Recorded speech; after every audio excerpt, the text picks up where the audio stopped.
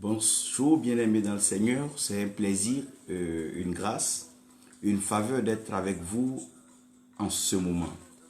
Nous sommes donc pratiquement à 5 minutes de 2 heures du matin.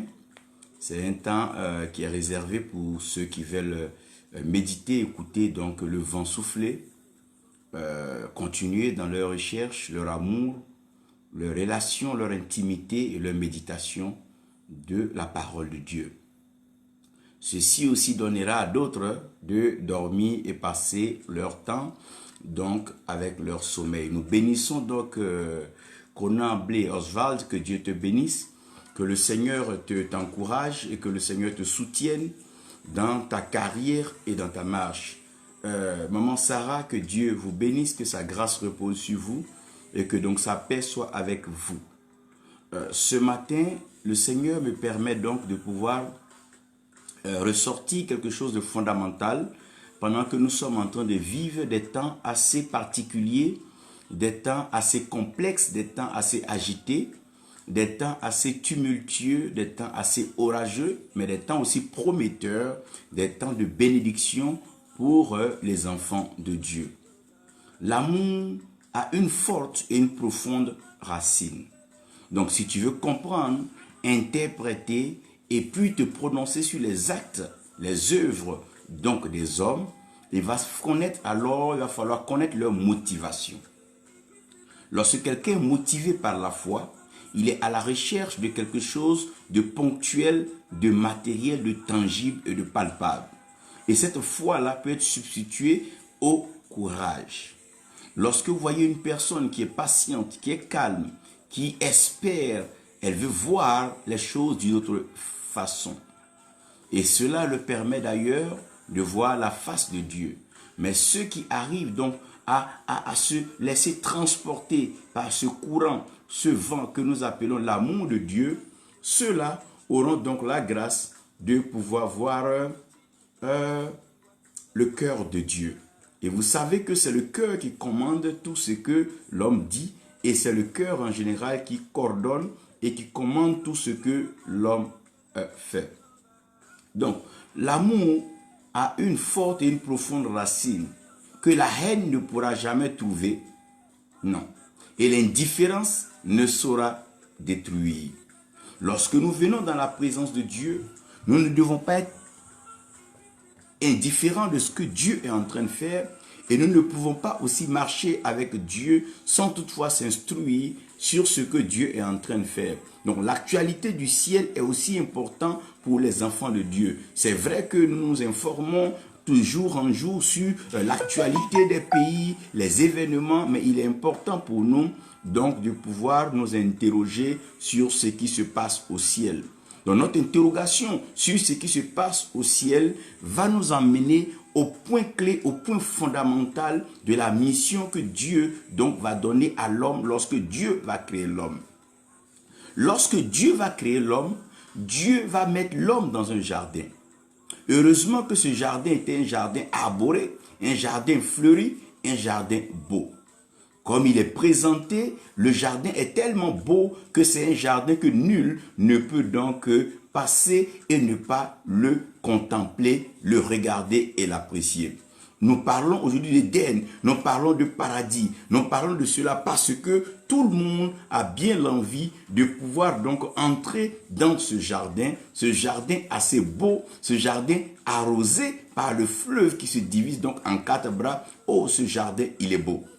Mais dans le jardin, il va se trouver qu'au milieu du jardin, quand on parle du milieu, on parle du centre. Donc quand on parle du centre, on parle du point culminant, on parle du point d'intérêt. Donc dans le centre de ce jardin, donc de tout ce que le jardin peut représenter et de tout ce que le jardin a, il y a au milieu du jardin, au centre du jardin, dans l'épicentre, je veux dire même que ce qui est fondamental, ce qui est essentiel, ce qui est prioritaire dans le jardin, c'est qu'au milieu de ce jardin-là, il se trouve qu'il y avait 2 arbres.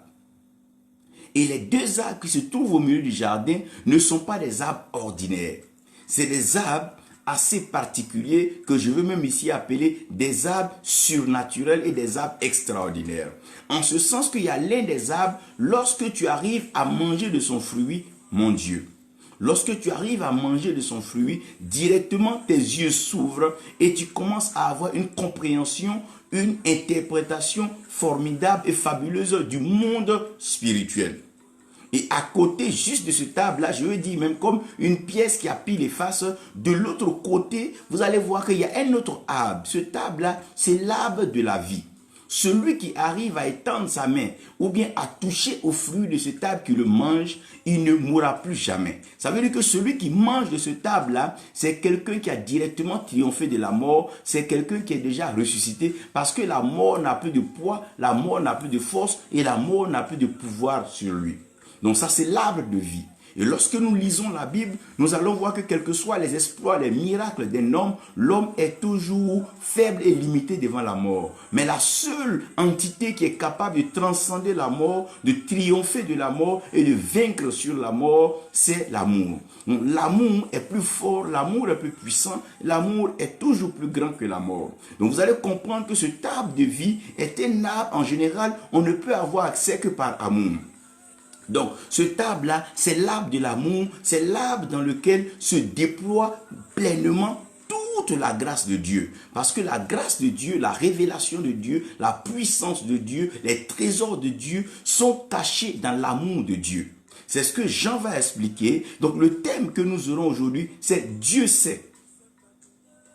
Je sais. Et vous saurez. Dieu sait. Je sais, et vous saurez. Dieu sait, toi tu sais, et les autres sauront. Dieu sait, oh mon Dieu, je sais, et les autres sauront. Tu peux dire avec moi, Dieu sait, je sais, et les autres le sauront. Nous aurons pour test Genèse 3, verset 5, et nous aurons Daniel 12, verset 4. Daniel 12, verset 4, qui est un verset que j'aime beaucoup, que j'aime bien explorer et que j'aime beaucoup utiliser dans les expositions, les enseignements et les prédications. Et nous avons Jean 3, 16 qui va résumer et ce que j'étais en train de dire. Dans Genèse 3, verset 5, la Bible dit que « Mais Dieu sait, mais Dieu sait, mais Dieu sait ». Qui parle là? C'est Satan qui parle, c'est le serpent ancien, c'est l'ennemi, le trompeur, le rusé, qui est en train de parler maintenant. Il a présenté déjà l'arbre à Ève, maintenant il est en train d'amener Ève sur un autre terrain. Il est en train de dire à Ève que Dieu sait que le jour où vous en mangerez, le jour que vous allez manger de ce fruit, Dieu sait que le jour que vous allez manger de ce fruit-là, vous deviendrez, vos yeux s'ouvriront et vous serez comme Dieu, connaissant le bien et le mal. Donc le serpent est en train de présenter certaines valeurs de ce table. Le serpent va dire ici que Dieu sait. Donc Dieu sait que le jour que vous mangerez de ce fruit-là, vos yeux vont s'ouvrir. Donc si vos yeux s'ouvrent, vous allez voir. Et si vous voyez, vous serez comme Dieu. Et si vous êtes comme Dieu, vous allez connaître le bien et le mal. Ô Seigneur. Daniel 12, verset 4. Daniel 12, verset 4. Donc, si vous avez Daniel 12, verset 4, aidez-moi à lire cela. J'aime bien faire certaines lectures avant que nous ne commencions donc à développer cette écriture. Lily, que Dieu te bénisse. Marie-Anne Abia, que Dieu vous bénisse. Je crois avoir vu mon ami et frère Dieu a salé à l'insège, que Dieu te bénisse. Donc, Daniel 12, verset 4. Daniel dit, il dit, toi Daniel, tiens secrète ces paroles et scelle le livre jusqu'au temps de la fin. Plusieurs alors liront et la connaissance augmentera. La connaissance augmentera. La connaissance augmentera. Seigneur, augmente notre connaissance, apporte-nous la révélation, fais-nous du bien. Jean 3,16 dit, Dieu a tant aimé le monde, donc il a donné son Fils unique, afin que quiconque croit en lui ne périsse point, mais qu'il ait la vie éternelle. Père, tu as l'autorité spirituelle suprême. Je prie en ce matin, envoie-nous ta parole. Fais-nous du bien par ta révélation. Bénis, restaure, éclaire quelqu'un. Apporte-lui la révélation des mystères, la compréhension des choses cachées. Donne-nous de savoir ces choses qui sont utiles et importantes pour notre vie, pour notre croissance et pour l'accomplissement de la mission que tu nous réserves sur la terre. Fais-nous du bien maintenant, au nom de Jésus. Amen. J'aimerais vous dire que dans la révélation de Dieu, dans l'approche de Dieu, Dieu a créé l'homme.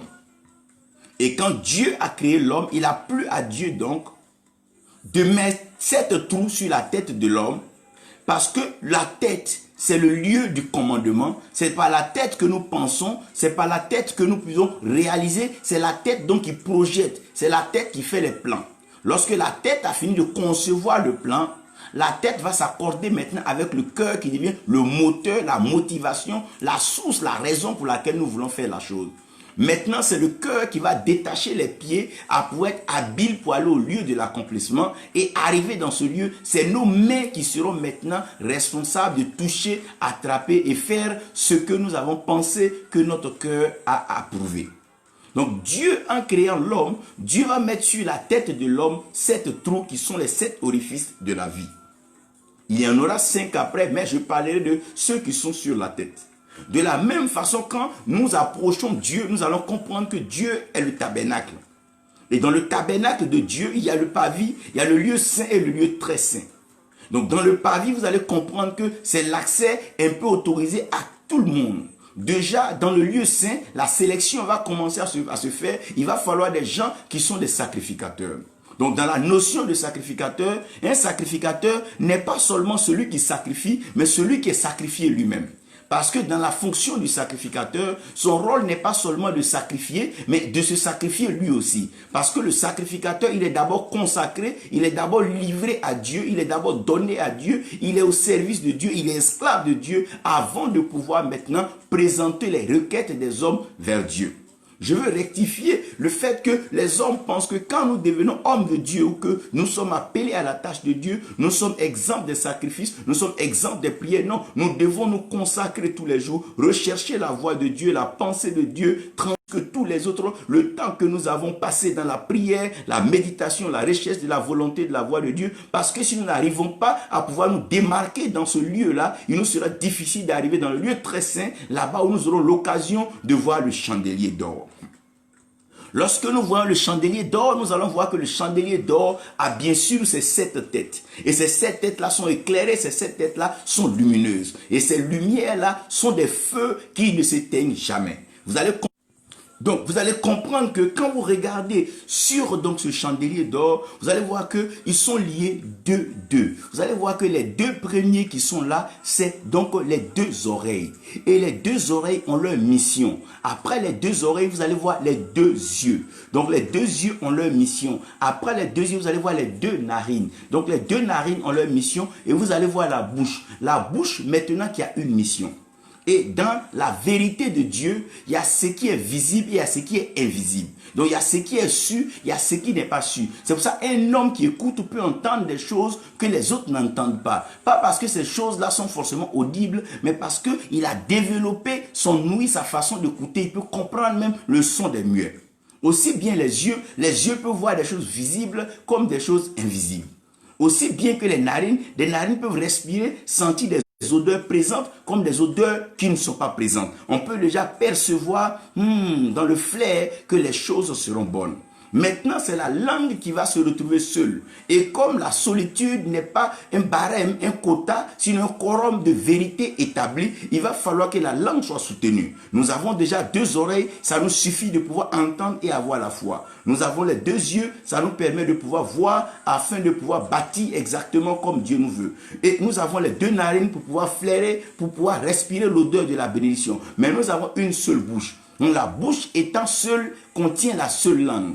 Et comme la langue est seule, elle ne peut pas elle seule se justifier. Il va falloir que la langue soit soutenue. C'est en cela que le jour de la Pentecôte, le Seigneur n'enverra plus d'oreilles, ni de bras, ni de pieds, parce que nous en avons déjà deux. Il va amener alors des langues de feu. Donc chacun aura une langue de feu qui va se poser sur sa tête, en ce sens que nous n'aurons pas deux paroles. Nous aurons une seule parole, et cette parole est la vérité. Donc ça veut dire qu'un enfant de Dieu, un sacrificateur, un prophète de Dieu doit avoir une parole. Et c'est cette parole-là qui va déterminer sa vie et déterminer donc sa destinée. Lorsque Dieu se révèle à quelqu'un, Dieu ne lui donne pas un livre, Dieu lui donne une parole. Le livre, la connaissance que nous devons avoir du livre, c'est pour pouvoir savoir les événements avant et les événements après. Sinon, quand Dieu t'appelle, il y a un message spécifique qui te donne. À Moïse, il a dit, va, dis à Pharaon de laisser le peuple sortir. Regardez bien, chaque fois que Dieu se révèle à quelqu'un, Dieu parle de façon précise et spécifique. Il a dit à Noé, bâtis l'arche. Il n'a pas expliqué d'autres choses à Noé. Chaque fois que Dieu vient, Dieu parle de façon précise et de façon ponctuelle à quelqu'un. Il dit à Abraham, quitte ta patrie, quitte la maison de ton père, je te montrerai une terre. Donc Dieu est un Dieu précis. Dieu ne bavarde pas. Dieu n'est pas dans le verbiage. Dieu n'est pas dans toutes ces paroles que nous sommes en train de nous inventer. Non. Dieu a une mission précise et sa parole est précise. Donc vous allez comprendre que lorsque vous entrez dans la Bible, il y a une chose qui va être correcte et merveilleuse. Lorsque le constat sera fait dans la création, la Bible dit au commencement, Dieu créa les cieux et la terre. La terre était informe et vide et la Bible dit qu'il y avait les ténèbres à la surface des abîmes et l'Esprit de Dieu se mouvait à la surface de la terre. Lorsque Dieu a vu qu'il y avait les ténèbres, directement Dieu a dit que la lumière soit. Donc la première faculté pour savoir qu'un homme est de Dieu, qu'un homme vient de Dieu, c'est qu'est-ce qu'il dit, qu'est-ce qui sort de sa bouche. Lorsque Jésus-Christ était en train de parler à ses disciples, à un moment, il y avait eu donc ce qu'on appelle une persécution. Il y avait une forme de tribulation où il était question que chacun choisisse où rester. Il a demandé aux disciples alors, mais vous ne partez pas comme les autres. Pierre lui a répondu, mais où irons-nous? Toi, tu as les paroles de la vie. Ça veut dire que les paroles qui sortent de ta bouche là, c'est des paroles dites et c'est des paroles vraies. Parce que la parole qui sort de sa bouche est esprit et vie. Parce que cette parole là, elle est vérité. Parce que l'esprit et la vérité sont un. Donc, qu'est-ce qui va se passer? Dieu dit que la lumière soit et la lumière fut. Dieu dit que les eaux, Dieu dit. Et comme Dieu dit, chacun veut aujourd'hui se mettre dans cette peau en tant qu'image et ressemblance de Dieu. Mais j'ai une bonne nouvelle à vous annoncer. Ce que les gens disent sur votre vie n'est pas forcément ce que Dieu dit de vous. Parce que l'homme ne peut pas dire ce que Dieu dit. Le langage de Dieu est un langage assez spécifique et assez particulier. Dieu peut te dire seulement un mot, mais avec des milliards d'années, tu ne finiras pas de pouvoir épuiser ce mot. C'est comme la bénédiction. Nous l'avons dans tous les domaines de la vie. La bénédiction matérielle, financière, spirituelle, relationnelle, familiale, amoureuse, la bénédiction professionnelle. La bénédiction est tellement vaste que on ne peut pas l'explorer. La bénédiction vestimentaire, la bénédiction des talents, des dons. Quand Dieu bénit, tu auras toute une génération, même tout un siècle, tu ne pourras pas éponger. Donc quand Dieu dit ce qu'il sait. Mon Dieu, Dieu dit. Aujourd'hui, tout le monde parle, tout le monde dit, tout le monde se fait appeler prophète, tout le monde a un lieu, tout le monde a une chaire, tout le monde a un prêchoir, tout le monde a un micro, tout le monde cherche à parler. Chacun dit, oh mon Dieu, celui-ci dit, celle-ci dit, celui-là s'élève, il dit, Dieu m'a dit, et ils disent que Dieu leur a dit. Chacun dit ce qui lui plaît, chacun dit ce qu'il pense, chacun dit ce qu'il croit avoir attendu, chacun dit ce qu'il ressent, chacun dit ce qui lui plaît. Aujourd'hui, les gens disent ce qui leur plaît. Chacun se lève un matin, il dit Dieu m'a dit. Celui-là se lève à 8 heures, Dieu m'a dit. Celui-là se lève à 19 heures, Dieu m'a dit. Finalement, qu'est-ce que Dieu dit? Je veux que vous sachiez une chose. Tous ceux qui disent les choses ne savent pas forcément ce qu'ils disent. Parce qu'on peut dire une chose sans savoir forcément ce que la chose est. C'est pas tous ceux qui parlent de la tour Eiffel qui savent où se trouve Paris. C'est pas tous ceux qui parlent de la bénédiction qui savent où se trouve la bénédiction. C'est pas tous ceux qui parlent de l'enfantement qui savent où se trouve l'enfant. D'ailleurs, Salomon demande, savez-vous comment est-ce que l'os se forme dans le ventre de la femme enceinte?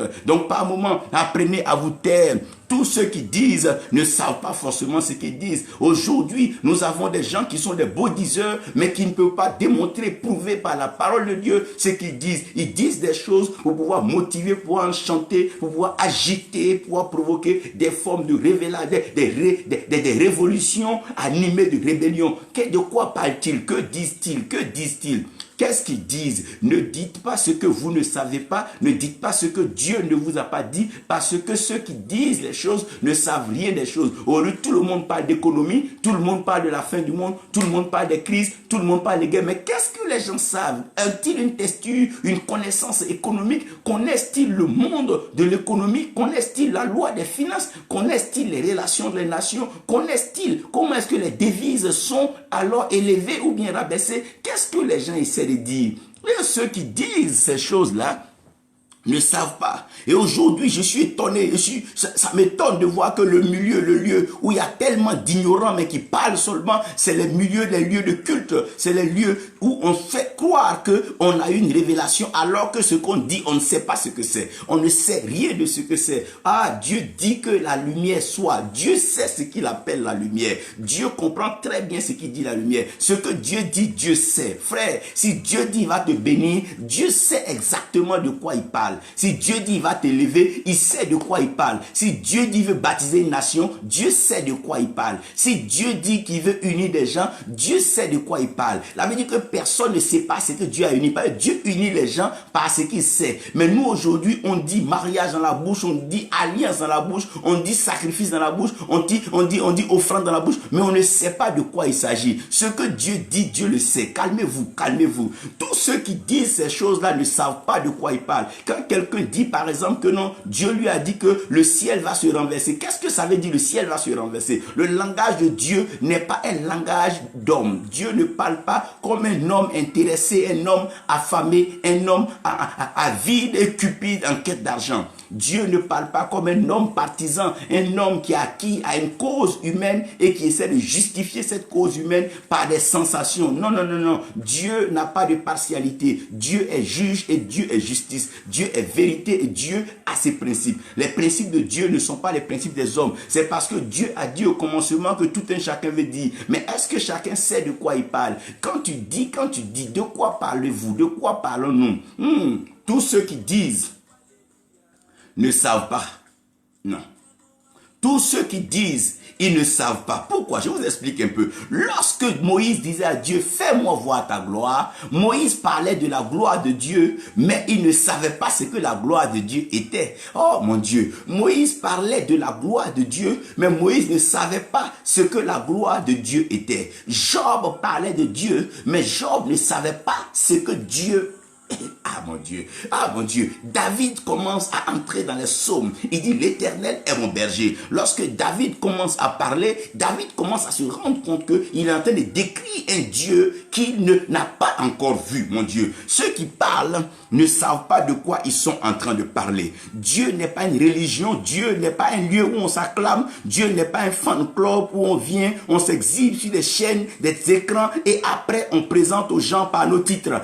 Ceux qui disent ces choses ne savent pas de quoi il s'agit. Parce que lorsque tu apprends à parler de Dieu, l'humilité, la simplicité, la servitude doit te caractériser. Parce que la parole là, mon Dieu, la parole est une épée. On ne joue pas avec une épée, on ne joue pas avec ce qui coupe comme si on est en train de jouer avec un vêtement. Non, non, non. On ne joue pas avec ce qui est épée. Toute parole qui sort de la bouche d'un homme, cet homme doit être à mesure d'assumer, de soutenir, justifier et démontrer cette parole. Que celui qui dit une chose puisse la prouver et la démontrer. Sinon, arrêtons les mensonges, arrêtons les paroles émotionnelles, les paroles émotives. Je ne supporte pas les temps de témoignage dans les églises parce qu'ils ne te diront jamais ce que eux ils disaient, ce qu'ils faisaient quand Dieu n'était pas encore intervenu. Ils vont commencer par dire alléluia et commencer à raconter une histoire qui va faire dormir debout acclamer. Mais demandez-leur qu'est-ce qu'ils faisaient quand Dieu n'avait pas encore intervenu. Tous ceux qui disent ne savent pas. Tous ceux qui disent, ils ne savent pas. Regardez un peu. Même quand Daniel parlait à Nebuchadnezzar, il dit roi, ce dont tu parles là, le rêve là, nous on ne sait pas de quoi il s'agit. On peut en parler, mais la révélation de ça, celui qui sait, mon Dieu, il est dans le ciel. Que savons-nous des nations? Que savons-nous des peuples? Que savons-nous de notre propre vie? Qui sait demain? Qui sait après-demain? Qui sait ce qui va se passer dans 5 ans? Qui sait ce qui va se passer en 2020, 2050, 2060? Arrêtons de dire des choses. Dieu seul sait. Dieu seul sait. C'est pour ça Ézéchiel a été très sage. Dieu lui a demandé à Ézéchiel, est-ce que ces ossements peuvent vivre? Ézéchiel a entendu Dieu dire, il dit, Dieu, ça là c'est toi qui sais. Il dit, si je sais, donc dis. Donc ça veut dire que tu ne peux dire que quand tu sais que Dieu sait. Parce que avant que tu ne parles, tu dois t'accorder avec celui qui est la parole. Jésus dit que je ne fais rien que je n'ai vu mon Père faire. En d'autres termes, avant de dire une parole, il s'appuie sur la parole. Avant de parler, il dit en vérité, il dit je reconnais que la parole est vérité et que tu es vérité. Aussi longtemps que ta parole est vérité, que toi tu es vérité, alors. Donc avant de pouvoir parler de la part de Dieu, il faut vérifier son cœur avec la vérité de Dieu. Qu'est-ce qui nous motive à parler? Est-ce parce que c'est un dimanche que nous devons parler? Est-ce parce que les gens sont rassemblés que nous devons parler? Non, nous devons nous revoir. Tous ceux qui parlent, tous ceux qui disent ne savent pas de quoi ils parlent. Non, tous ceux qui disent ne savent pas. Il y a des gens qui sont prêts à parler de j'aime ma femme, mais demande-leur qu'est-ce que ça veut dire, qu'est-ce qu'ils savent de l'amour. Souvent tu vois des gens envoyer des lettres d'amour. Qu'est-ce que tu sais de cette affaire? Qu'est-ce que tu en sais? Non, te lèves un matin, tu es archevêque, qu'est-ce que tu en sais? Qu'est-ce que tu sais de l'archevêché? Qu'est-ce que les gens savent? Ils disent des choses, mais il n'y a personne pour leur poser des questions. Ça là, ça veut dire quoi? Ce que tu dis là, ça veut dire quoi? Tous ceux qui disent ne savent pas. Donc comprenez un peu que Dieu, en créant, Dieu a travaillé avec la parole dite, la parole exprimée, la parole déclarée, la parole proclamée. C'est vrai que les proclamations apportent la délivrance. C'est en croyant dans le cœur qu'on parvient à la justice, et c'est en disant, en proclamant, en confessant, en disant, en déclarant que nous sommes sauvés. Ça ne veut pas dire que nous pouvons déclarer des choses si nous ne nous appuyons pas sur la justice de Dieu qui est dans notre cœur, qui est Christ qui est en nous. Maintenant, ceux qui disent, comme ils ne savent pas, ils vont s'approcher maintenant d'un autre groupe. Ce groupe-là qu'on appelle ceux qui voient. Aujourd'hui, tous ceux qui parlent de Dieu ne veulent pas faire parler de Dieu sans voir. Ils veulent forcément voir. Non. Adam et Ève, lorsque le serpent a commencé à leur parler, il dit, vos yeux vont s'ouvrir. Nous avons comme l'impression qu'aujourd'hui, tout le monde doit avoir les yeux ouverts. Tu rentres dans une maison, dans une église, dans une famille, tout le monde est devenu voyant. Certains sont devenus clairvoyants, charlatans. Je n'ai rien contre ceci, mais je veux que vous sachiez une chose, tous ceux qui voient ne savent pas. Tous ceux qui voient ne savent pas. Et aujourd'hui, les hommes sont prêts à ouvrir leurs yeux. Même tu vas voir des pasteurs qui sont en train de changer leur manteau, changer leur appel, changer leurs vêtements, changer leur parcours, parce qu'ils veulent forcément voir. Ils veulent voir. Que veut-il voir? Qu'est-ce qu'ils veulent voir? De tous les disciples, c'est à Thomas, il a dit touche et vois. Mais aux autres, il n'a pas dit ceci. Comment se fait-il que sur un quota de 12, ou un quota de 11 apôtres, si vous voulez, après que Judas soit pendu, il revient et c'est à un qui parle de ça. Mais comment se fait-il que dans un temple, tout le monde est devenu voyant? Dans une nation, tout le monde est devenu voyant. Au lieu, tout le monde veut voir sur la vie de son prochain. Tout le monde veut voir dans le passé de sa fille, de son fils et de son frère. Regardez un peu ce qui est en train de se passer. Le monde est en train de nous induire en erreur. Nous avons ce qu'on appelle les voyants et les clairvoyants. Nous avons déjà les consultations avec les voyants et les clairvoyants déjà sur les chaînes de télévision et les réseaux de télécommunication et de communication. Ceci n'est pas la volonté de Dieu pour tous. Regardez bien. Tous ceux qui ont marché avec Dieu, ils n'ont pas vu forcément ce que Dieu leur a promis, mais ils ont marché en s'appuyant sur la parole de Dieu. Je vais vous dire que tous ceux qui voient ne savent pas pourquoi. Parce que même en voyant la croix, les gens ne savaient pas quel était le plan de Dieu. Lorsque les apôtres voyaient la croix, les disciples, ils étaient écœurés. La croix les a mis dans un état où personne ne pouvait tenir sur ses pieds, à part Jean qui pouvait comprendre ces choses. Les hommes regardaient la croix comme étant une défaite. Les gens regardaient la croix comme étant la fin de leur mouvement. Les gens voyaient la croix comme étant la fin de leur pratique et de leur temps de prédication. Ils voyaient en la croix, c'est-à-dire l'incapacité. Ils l'ont vu arrêter dans le jardin. Ils l'ont vu flageller et traîner. Ils disent peut-être qu'après ils vont le libérer, parce que nous savons qu'il y a une cérémonie où on libère. Maintenant qu'on n'a pas pu le libérer, voilà qu'on le voit à la croix. Puisque nous sommes en train de le voir à la croix, ça veut dire que pour lui est fini. Mais ceux qui voient ne savent pas. Les hommes voyaient, ils ne savaient pas. Les disciples ont vu, ils ne savaient pas. Même les Romains voyaient, ils ne savaient pas. Les Juifs voyaient, ils ne savaient pas. Mais le centenier, ce soldat romain, lorsqu'il a pris la flèche qui est une autre dimension de la parole, si vous regardez dans Ésaïe 49, lorsqu'il a pris la flèche n'est pas une épée. Une épée agit dans le temps présent. Elle agit donc autour de nos narines, autour de notre monde. Mais lorsque la flèche part, elle part loin de là où nous sommes. Donc la flèche a transporté ce centenier romain dans une autre destination. Cette flèche-là l'a amené où ça? Dans la côte. Lorsque la flèche amène le soldat romain dans la côte, le soldat romain est maintenant transporté à la création. Ou à la création, Dieu sort la côte de l'homme. Il dit, ah, je suis à l'image aussi et à la ressemblance de Dieu. Je suis en train de percer une côte. Dieu quelque part a percé une côte. Mais là-bas, Dieu a sorti de l'os. Ah mon Dieu. Mais moi, la côte que je viens de percer, quelque chose d'étrange est en train de sortir là. C'est de l'eau maintenant qui sort après le sang. Ah, ce soldat romain dit, ah, ce que je suis en train de voir là n'est pas ce que les autres sont en train de voir. Ça veut dire que celui-ci est vraiment le Fils de Dieu. Pourquoi? Parce que nous sommes dans le temps où l'homme a besoin de l'eau. Il dit, venez à moi, vous qui êtes assoiffés, et je vous donnerai de l'eau. Et cette eau que je vous donnerai de votre ventre sortira, jaillira une source d'eau vive. Et ce soldat romain a vu et il a su. Aujourd'hui, nous avons plusieurs voyants qui sont prêts à dire tout sur la vie des gens, mais qui ne sont pas prêts à les emmener à croire en Christ. Des gens qui sont prêts à dire même le nom des grands-pères, des grandes-mères, mais qui ne sont pas capables de présenter le mystère, la révélation de leur croix qui est Christ en nous, l'espérance de la gloire. Et le plus important, ce n'est pas de détecter nos grands-parents, nos entités, nos liens familiaux. C'est pas mauvais en tant que délivrance pour quelqu'un qui a fait la démonologie. J'ai rien contre ça dans les camps de prière, dans les centres de délivrance. Mais lorsque nous sommes dans un lieu de culte, nous devons révéler celui qui nous donne l'occasion d'avoir accès au livre qui était scellé cette fois. Il était scellé d'abord dans nos oreilles, scellé après de nos yeux, scellé sur nos narines et scellé dans notre bouche. Et il fallait que ce livre-là soit, les 7 sceaux soient rompus afin que nos 2 oreilles commencent à donc entendre. C'est pour ça que quand Pierre a coupé l'oreille, Jésus a dit, mais Pierre, tu vois l'oreille, mais tu n'en sais pas, tu n'en sais rien. Parce que la foi vient de ce qu'on entend. Quand tu coupes l'oreille, cette personne ne pourra plus entendre. Voici des gens qui voient, mais qui ne savent rien. Ils voient tout, ils voient les richesses, ils voient les belles femmes, ils voient les voyages, ils voient les billets d'avion, ils voient tout, mais ils ne savent rien de ce Dieu qui leur montre cela. Et de plus en plus, ceux qui sont en train de voir sont en train d'induire le monde en erreur. Ils sont en train de conduire les hommes vers ce que leurs yeux charnels, leurs yeux physiques sont en train de voir, alors que Dieu est en train de leur montrer autre chose. Il dit, Jérémie, que vois-tu? Il dit, c'est ce que tu vois. Ah, c'est que tu vois bien. Maintenant, Jérémie, que tu vois bien, ce n'est pas seulement en voyant que tu vas comprendre. Viens à la maison du potier. Viens là où je suis en train de fabriquer, là où je suis en train de faire, là où je suis en train de concevoir, cuire, mettre au point ma stratégie, élever l'homme à la dimension de Christ, où je suis en train de former l'homme. Ce n'est pas les yeux de l'homme qui m'intéressent, mais c'est le cœur de l'homme. Je veux bâtir l'homme. Je veux faire l'homme à mon image et à ma ressemblance.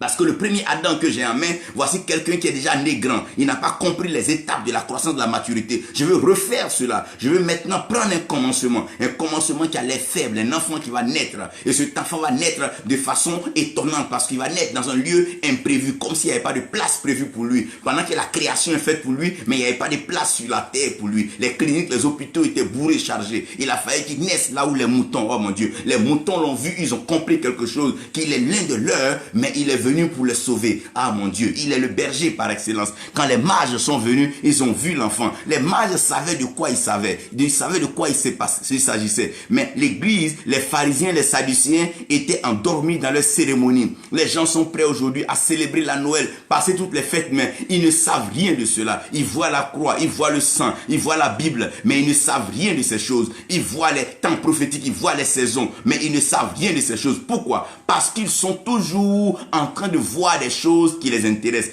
Dans toute leur vision, la chose doit revenir vers eux. S'ils voient sur une personne, la personne doit être leur fils spirituel doit leur donner des biens et des trésors. Qui vous a dit que c'est de ça qu'il est question? Non, non, non. Regardez-moi bien, les dons que Dieu donne ne sont pas faits pour enrichir l'homme. Ces dons sont faits pour bâtir l'église et l'église établie va commencer à rémunérer ceux qui servent dans l'église avec des dons reconnus par le Seigneur. Et ceux que Dieu a appelés, Dieu va les emmener toujours dans son service. Dieu va toujours les emmener dans son service. Ceux qui voient ne savent pas.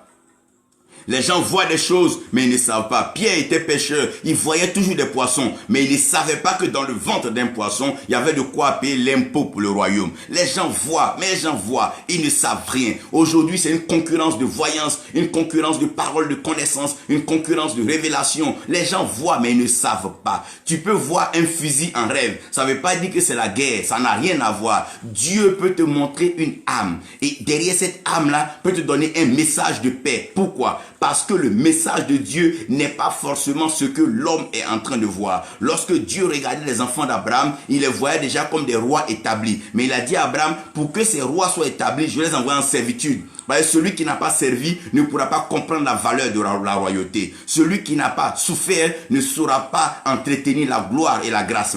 Celui qui n'a pas été consacré, celui qui n'a pas été interné, celui qui n'a pas été mis, sélectionné à part, ne pourra pas comprendre le côté sacré, le côté divin, le côté glorieux. Les gens voient Dieu partout. J'ai vu la tête de Dieu, j'ai vu Dieu, j'ai vu des anges, j'ai vu tant me parler. Les gens même commencent à voir ceux qui étaient morts dans la Bible. D'autres ils ont vu Moïse, d'autres ils ont vu... Mais regarde un peu, les disciples sont montés avec Jésus au mont de la transfiguration. Ils ont vu Élie et Moïse, mais ils n'ont pas compris cette tente qu'ils veulent bâtir. Maintenant, ils descendent. La Bible parle d'un jeune qui est lunatique. L'enfant se jette dans le feu et de l'eau. Mais les disciples n'ont pas fait des rapprochements que l'eau était peut-être ce que Moïse utilisait comme symbole et le feu comme ce qu'Élie utilisait. Ils ont dit, Seigneur, on ne peut pas chasser ce démon. J'ai dit, mais un enfant qui se jette dans l'eau et le feu, vous devez comprendre que lorsqu'un enfant se jette dans l'eau et le feu, il va entrer dans une autre dimension de l'initiation de la spiritualité. Parce que le baptême d'eau, c'est ce baptême-là qui nous permet de pouvoir naître dans le royaume. Le baptême de feu, c'est ce qui nous permet d'être mature, de comprendre, de pouvoir entretenir une intimité avec Dieu. Celui qui n'a pas appris la chaleur, Dieu a dit à l'homme, c'est la sueur de ton front, tu vas me dire, c'est dans la chaleur. Lorsque le feu va être avec toi, tu vas apprendre à me connaître.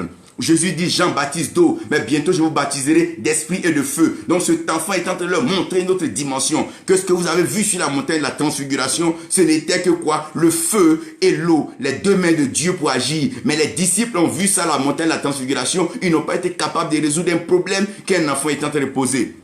Voici des gens qui crient jour et nuit dans les églises avec tous les titres, se donnant tous les attributs, mais un petit problème social, ils ne sont pas capables de pouvoir tirer leur épingle du jeu. On vient leur présenter quelqu'un qui est malade, ils ne peuvent pas tirer leur épingle du jeu. Aujourd'hui, on est étonné, les maladies les plus simples tuent dans l'église, comme si le don de guérison n'était pas visible. On voit les dons, on voit les caractéristiques, on voit tout et tout, mais malheureusement, il n'y a pas de résultat. Pourquoi? Parce que ceux qui voient ne savent pas.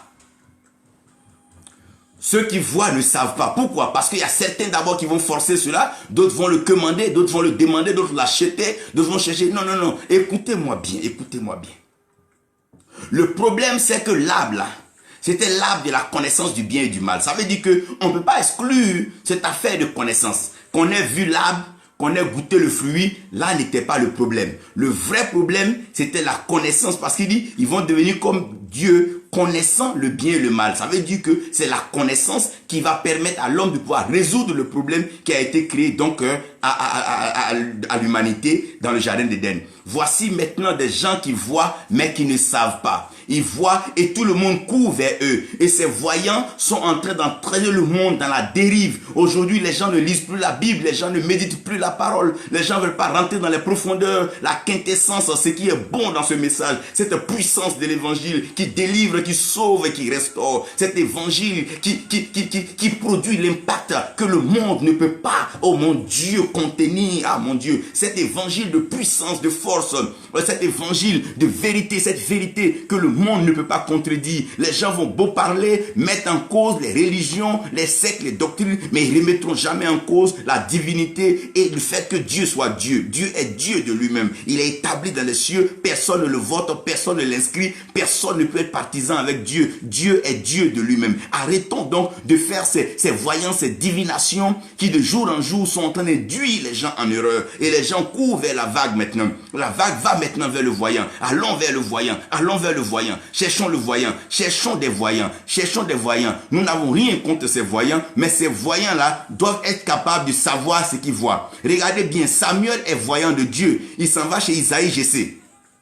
On lui présente les fils. Il est voyant, mais il ne savait pas qui Dieu voulait oindre. Il voyait les enfants de Jessé, mais il ne savait pas de quoi il s'agissait. Mais pourquoi? Parce que, est-ce qu'un voyant, est-ce que ce que nous voyons est forcément la volonté de Dieu? Non. Élisée a vu, et Ézéchiel a vu des ossements desséchés. Mais au fait, quand il a commencé à procéder la prophétie, il a vu que c'est toute l'armée d'Israël qui était là. Dieu peut te faire voir une désolation. Ça ne veut pas dire que c'est la mort. Dieu peut te faire voir des circonstances. Mais cette circonstance, la Bible a son interprétation et la Bible a son application. Vous connaîtrez la vérité vous affranchira. Il n'a pas dit vous verrez la vérité, il dit vous connaîtrez la vérité. Donc quand on parle de la vérité n'est pas une question d'entendre, c'est une question de la connaître et nous devons accepter d'aller à l'école de l'esprit, accepter de comprendre la parole de Dieu, nous exercer à écouter la voix de Dieu. Arrêtons de nous amuser.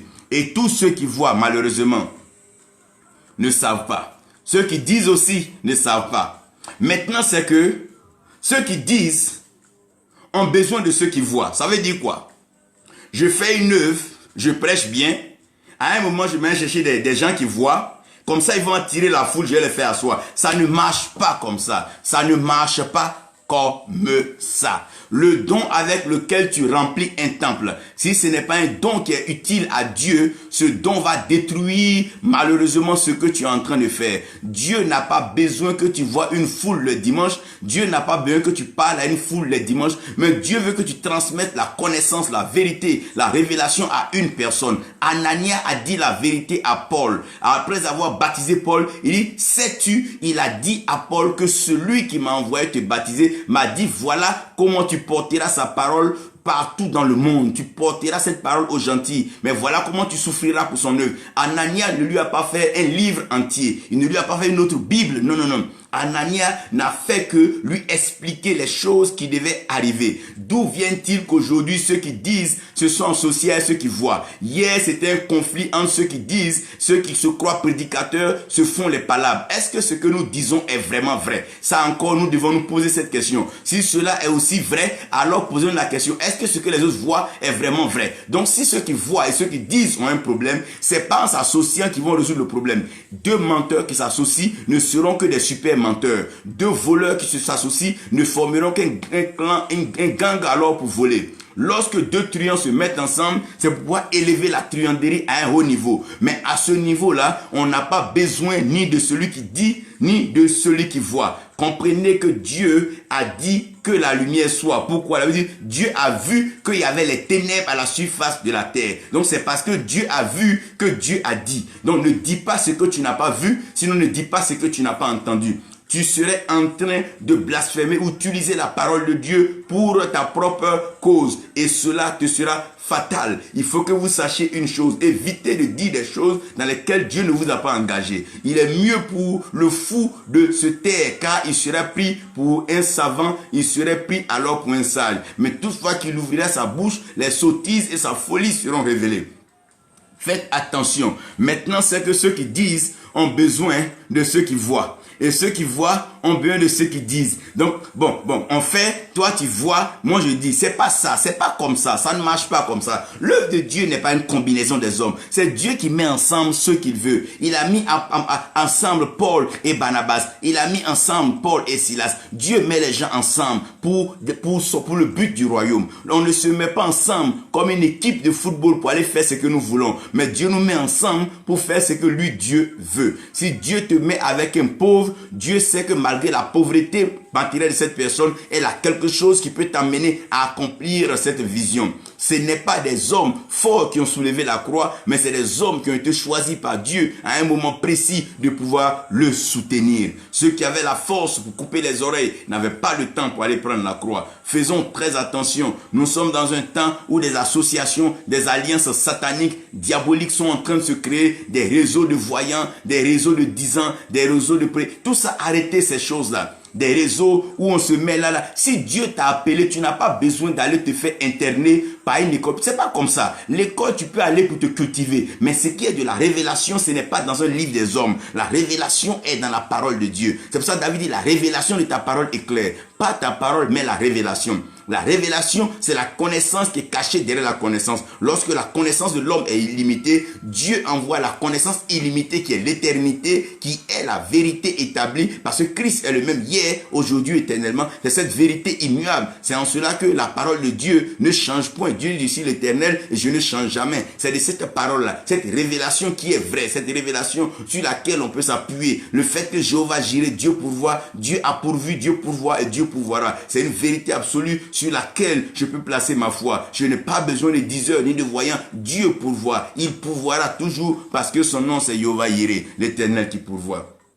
Dieu est en train de regarder maintenant et le désordre est en train de gagner le camp. Le camp est en train d'être désordonné. La destruction et tous ceux qui entraînent ces masses-là les enverront où? Ou ceux qui entraînent ces masses vont les envoyer. Ils vont les envoyer voir des gens qu'ils ont vus. Nous saurons un jour, oh mon frère, Dieu sait, je sais, et demain les autres sauront. Pourquoi? On pense alors que c'est Dieu qui l'a appelé, pense que c'est Dieu qui le fait, mais Dieu sait, je sais, et un jour les autres le sauront. Dieu sait, nous savons des choses et tout le monde sait, Il y a des choses que quand tu vois à l'œil nu, tu sens que ça ne flaire pas, ça ne sent pas du divin, ça ne sent pas du révélé, ça sent du programmé, ça sent du planifié, ça sent du mime, ça sent même du théâtre, ça sent du film, ça pue, ça pue le satanique,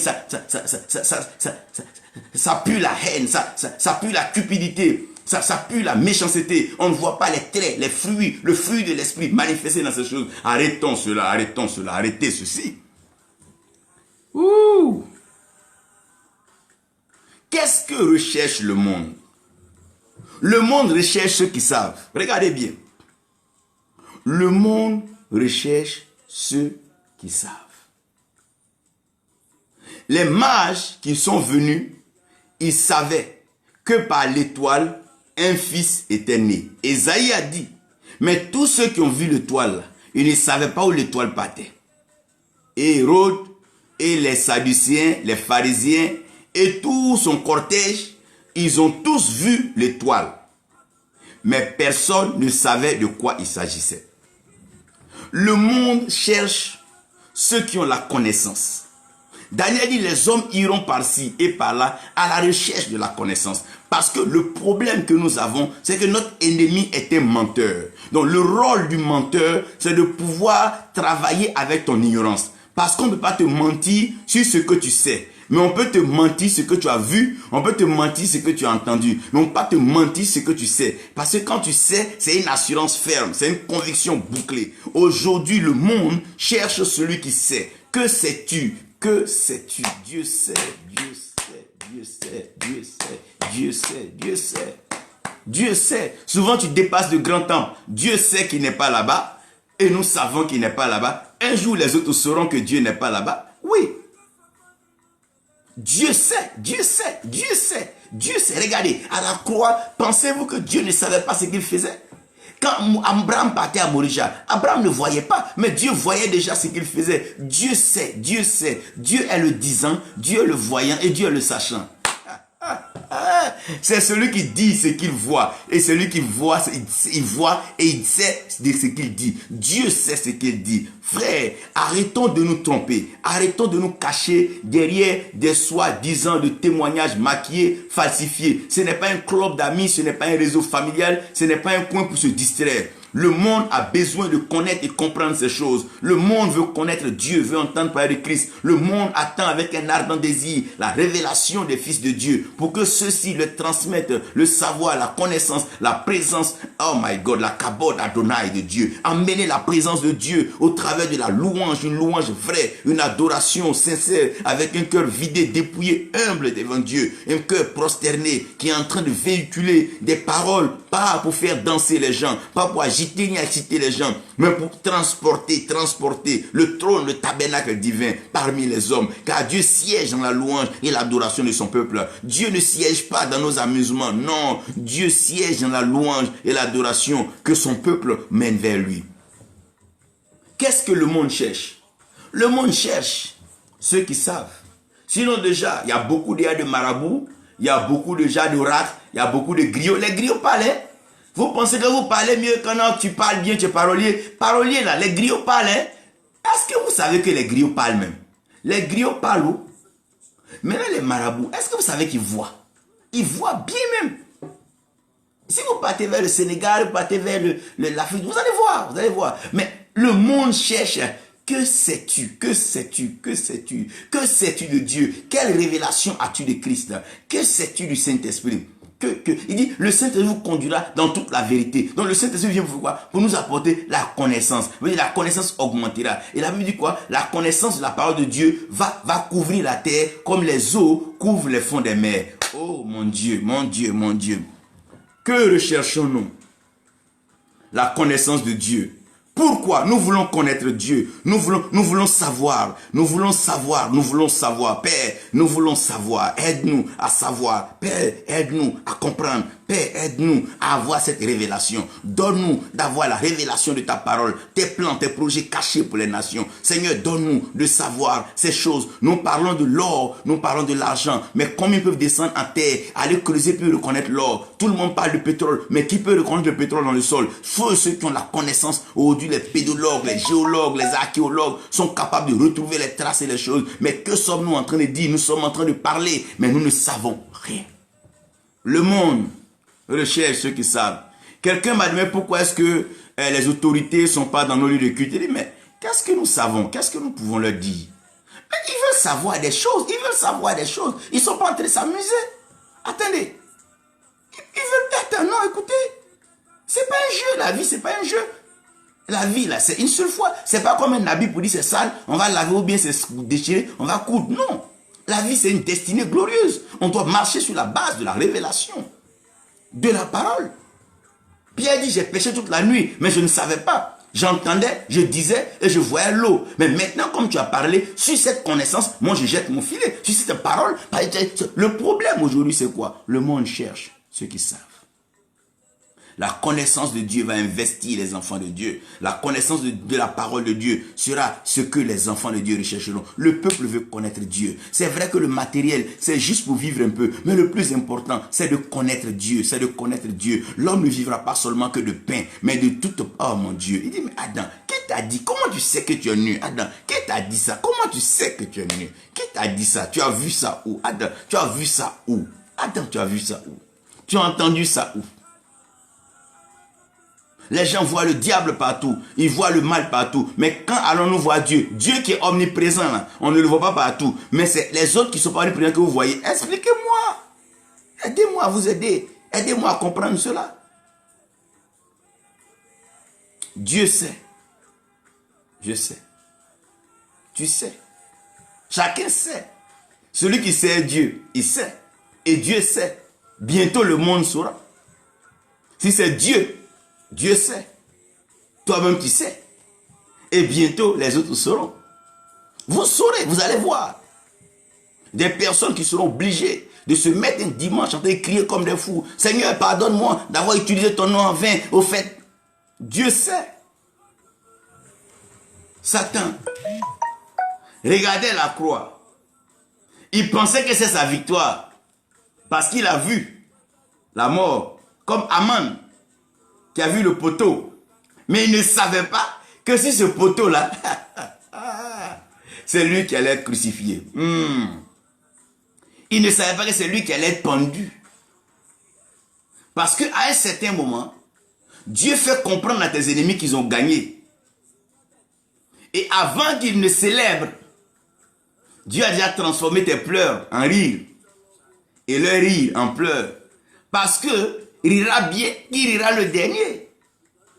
Dieu est un stratège. Dieu marche par la connaissance. David dit, il est omniscient, le tout connaissant. Jéthro aide Moïse, dit non, Moïse, explique-moi. Tu dis, le Dieu que tu as vu dans le buisson ici, dont tu m'as parlé, c'est lui qui est parti avec toi en Égypte, mais tu as laissé le buisson ici. Il dit, Jéthro, je ne sais pas comment te dire, mais il est comme partout. Il est avec moi, il est autour de moi, il est en moi. Jéthro dit, mais tu veux dire qu'il est omniprésent? Il dit, exactement, Jéthro. Tu as trouvé le mot. Mais tu sais, Jéthro, même quand je dors, il est là. Quand je pleure, il est là. Même quand je suis suis malade, il est là. Quand je n'ai rien, il est là. Quand je marche, il est avec moi. Il est tout près de moi. Toujours, mon Seigneur Jésus, il est avec moi. J'ai cette connaissance qui ne m'abandonnera jamais. Il est le même hier, aujourd'hui, éternellement. Il est le Dieu 3 fois saint, le Dieu tout-puissant. Ce Dieu en qui il y a une point d'ombre de variation. Il est le Père des esprits et le Père de la lumière. En lui, il n'y a pas d'ombre de variation. C'est lui l'ancien des jours, l'Atik Yomin, le vieillard des temps. C'est lui qui sait les choses, qui sait ordonner. Il est le rocher des siècles. C'est lui qui sait là où l'aigle se cache. Il est Dieu.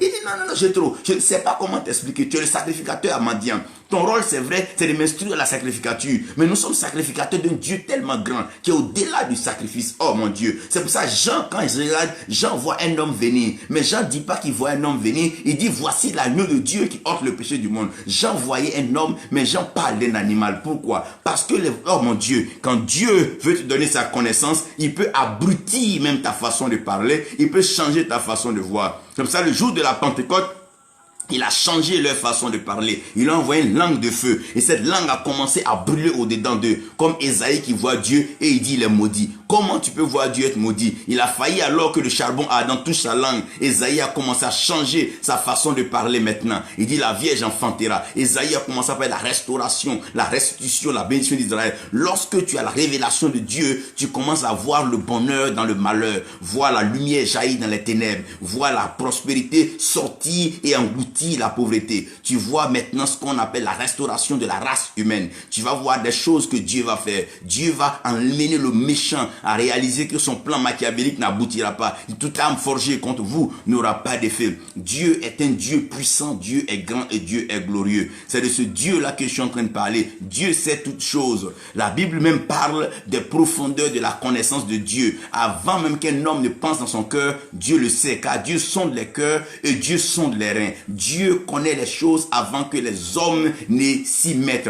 Tous ceux qui disent ne savent pas. Oui, tous ceux qui disent ne savent pas et tous ceux qui voient ne savent pas. Il y a des diseurs et des voyants qui sont associés pour éloigner le peuple de Dieu. Mais Dieu est en train de ramener la connaissance de sa parole. Ceux qui pourront maintenant présenter avec vérité, avec profondeur, la parole de Dieu avec exactitude. Dieu.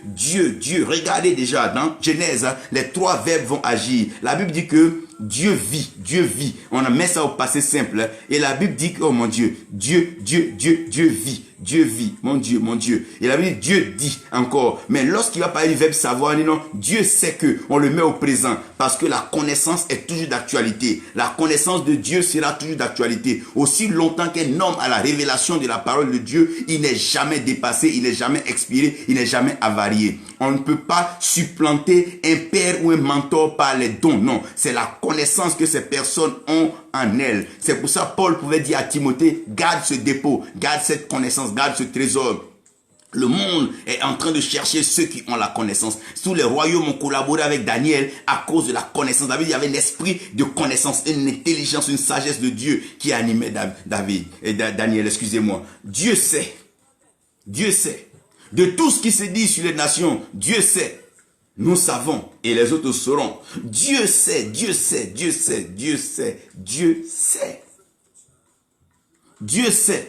Si Dieu ne savait pas, il n'allait pas crucifier son fils unique. Si Dieu ne savait pas qu'il allait ressusciter, Dieu ne l'aurait jamais fait. Si Dieu ne savait pas que en sa résurrection nous serons sauvés, Dieu ne l'aurait jamais fait. Paul dit, lorsque nous étions encore dans le péché, lorsque nous étions en poids au péché, lorsque nous étions entraînés, nous étions encore enchaînés dans le péché, Christ est mort pour nous selon les Écritures. Donc la connaissance de Dieu a dépassé le temps pour aller nous attendre au lieu du salut. Dieu avait déjà planifié le salut. Il dit au serpent que le fils de la femme écrasera ta tête. Il dit ça depuis très longtemps parce que Dieu sait qu'il arrivera un temps où la connaissance du Christ va commencer à écraser le mensonge, écraser la ruse, écraser tous les plans des hommes, établir la vérité divine. Un jour, ça se saura. Dieu sait. Je sais. Et vous saurez. Ne laissez pas les gens qui disent ce qu'ils veulent. Ou ceux qui voient ce qu'ils veulent. Mais laissez la connaissance, la révélation, la profondeur de la parole de Dieu vous transcender. Afin que vous ne soyez point ignorant. Car la parole de Dieu demeurera toujours. La terre que tu vois aujourd'hui sur laquelle tu parles avec tes libations passera. Le ciel que tu utilises pour faire ton astrologie et tu utilises pour faire les astres là, et tout ça là va passer. Mais la parole de Dieu, la vérité de Dieu, la révélation de Dieu, le Christ ne passera jamais. Jamais. Jamais. Jamais. Jamais. Jamais. Il est temps de rechercher la parole. Il est temps de se rapprocher de la connaissance de Dieu. Il est temps d'investir dans les Écritures, passer du temps à méditer et à prier. Car la connaissance de Christ fera la différence. Que Dieu vous bénisse, que sa grâce repose sur vous, que sa paix soit avec vous. Nous bénissons Dieu pour Papa Paul Ayo, un père investi dans la connaissance, l'enseignement de la parole. Nous bénissons Dieu, Papa, pour tout ce que vous faites pour l'œuvre. Que Dieu continue de vous utiliser pour éclairer les fils que nous sommes et les nations qui vous écoutent. Ali Kamara, que Dieu vous bénisse et que sa paix repose sur vous. Fatou Fofana, que Dieu vous bénisse. Favor Blessing de Moro, que Dieu vous bénisse. Chalente, God bless you. Nous avons passé un bon moment. Investissons dans la connaissance de Dieu. Ne vous laissez pas distraire par ceux qui disent. Ne vous laissez pas distraire par ceux qui voient. Mais laissez la connaissance du Christ, la révélation de la parole de Dieu vous transporter. Père, merci parce que tu es l'autorité spirituelle suprême. Je crois que cette parole tombera dans un cœur.